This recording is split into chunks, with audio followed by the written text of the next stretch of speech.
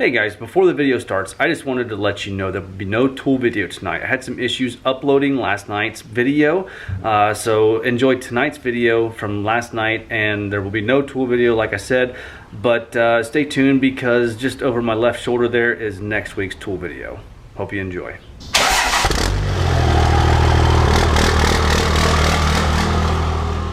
Hey guys, what's up? What's going on? And welcome back to the channel. Josh has just left. That's the gentleman that contacted me on Facebook as far as buying or trading or swapping all of the MV5600 stuff for his automatic stuff. So I think I did pretty good. I think I made out pretty well. You guys let me know in the comment section what you think.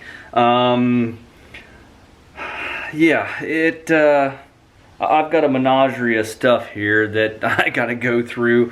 I'm gonna start with something that kind of just developed within the deal that he had. He's a gentleman on Facebook. His wife has a 12 valve truck. He has a 12 valve truck. His is already a 5-speed. He wants to convert his to 6, take hers and make it a 5 because reverse went out of her transmission. So gonna start off. This is, I actually worked out. It doesn't look the best by any means, but I don't know. We're going to try and clean this carpet up and see what happens. This is actually probably sun bleached and stained, or not stained, but it's actually probably bleached out. I doubt that yellowness is going to come out of this side or that side, but I bet you that the rest of this is going to clean up pretty good. And let's face it, most of this is probably going to be covered up by floor mats. I run the Husky WeatherTech generic, whatever you want to call it. I have these Husky floor mats in there now. I've wanted to get the WeatherTechs. These have worked out fine thus far. Most of this is going to cover up that yellow part anyway, so he said he would go ahead and throw that carpet in. He had it, so I said, well, okay, I'll take it. So the only thing we're going to have to do is just cover up this hole, just plate it off with some steel and pop rivet it down. I'll run pop rivets instead of screws because I don't want the screws to go down too far and get in the way of me working my hands around the bell housing of the transmission and stuff like that. So we're just going to make a plate, go over that, and kind of go from there and seal it up with some seam sealer, give it some coating of undercoating underneath, and just some primer or something, or blue, whatever I do up here. It doesn't matter. It's just going to get covered up with carpet. And then the cable will have to either go down through here on that side or to the firewall someplace. We'll figure that out and come to that when we get there. So I was right about the pedals. Everything is the same. This is the brake pedal that will go in my truck for swapping it over to an automatic. As you can see, it will go through the bracket up there in the cab right there. The pin will go all the way through, and then that's the bracket portion there. So it has a spacer built into the pedal itself. That bracket is the same whether it's an automatic or a standard. It's just right here on a standard transmission is where you have your clutch pedal. So was pleased that I didn't have to try and pull that bracket out of there. So this will make life a lot easier as far as doing an auto swap or going and doing an MV swap for you guys that are doing that. So the next thing we did get a 241 DHD transfer case. Just got one little spot in the case here that I didn't quite like. I noticed that it's not a big deal. I can tell this case has been apart just because of the silicone right there. We may go ahead and split that. The fluid in that's pretty nasty, so we may just go ahead and split that, do an inspection. Or clean it up, change the fluid. I don't know. Everything sounds pretty good on it when I switch it from 4 high, neutral, 4 low. Everything is in pretty good condition, so we may just go ahead and run it the way that it is and just be fine with it. So now we have 247s to choose from. This is the one that came out of his wife's truck. I know it is bad. It doesn't have any reverse, he said. And then this one right here is in a truck that he parted out. And he does not have any paperwork or any proof on this one, but it is a Woodruff diesel built that used to be in here in Ohio. They are no longer in business. It was painted gray at one time. You can see it's flaking off now, and it's got the Woodruff diesel stamp on both sides or sticker on both sides. So I don't know. We're gonna try. We're gonna have to tear one or both down.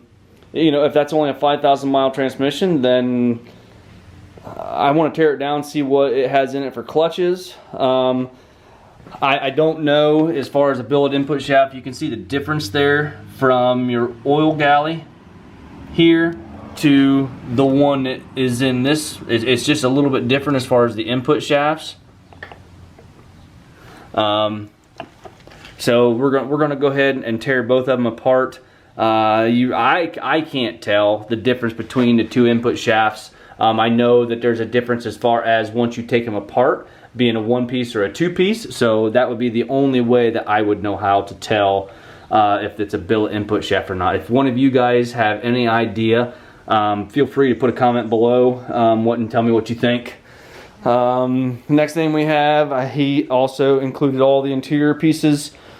We've got the cup holder, and then we have the four-wheel drive little plastic trim piece there, the shifter trim piece, and then there's the ABS trim piece for the floor. So was satisfied with that. And then back here, I forgot to put that over my pile. We got a front drive shaft right there. We got a rear drive shaft. I'm gonna have to go through, I'll probably go through and change all of the universals out, just because, and then also change, I don't know if I'm gonna run those two flex plates or not. Either one of those flex plates, they both appear like they're a factory flex plate, so we'll probably pick up a billet flex plate. Those are pretty inexpensive, so just to go ahead and get one of those, put it on and be done with it. Probably change the carrier bearing out, just basically make it new drive shaft. I mean, you got 1, 2, 3 with the carrier bearing, you got 4 universals, and you're pretty much done. You got a brand new drive shaft. Everything else is in pretty good shape. We'll go ahead and wire wheel all the rust off of it, hit it with some rust reformer, give it a coat of black paint, and it would actually be good to go and put it back in a truck. So as far as converters that we did get, this is supposed to be a triple disc. Don't know what the stall on either one of these are, but that's a triple disc, and then that is supposed to be a big single disc. So I don't know. This is the converter that was in this transmission right here. So in this transmission, it's got some pretty nasty rank burnt oil in it, because I spilt it right there. So yeah, we're gonna, that one does have a drain plug on it, so I'm gonna try and find some places and send maybe 1 or 2 of these, both of these converters away, have them checked out, maybe have them both rebuilt, and see which one I want to use. Decide what stall I want, and I don't know. I don't know what we're gonna do with either one of the converters yet. So this one here has some writing on it.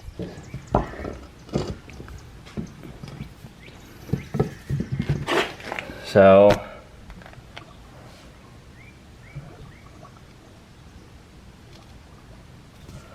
yeah, I don't know. We'll have to see what we're gonna use and not use. So yeah, anyway, that's everything we have. Sorry, I had to stop and clean up some oil there that I dumped out when I tipped that converter up.